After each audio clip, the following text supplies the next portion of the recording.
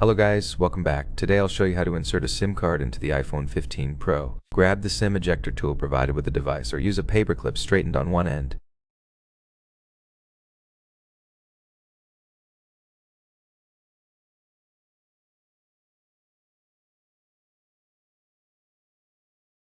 Remove the case if you have one. The tray is located at the bottom left side of the device.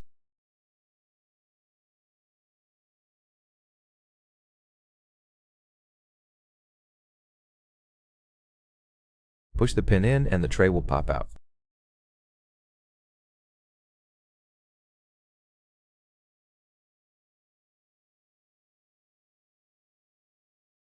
Place your SIM card on the tray and insert it back into the device.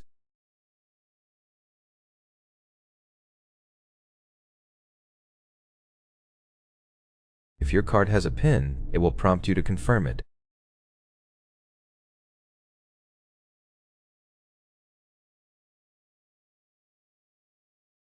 That's all you need to do. Note that some US versions of this device may not have a physical SIM tray and require an eSIM setup through settings.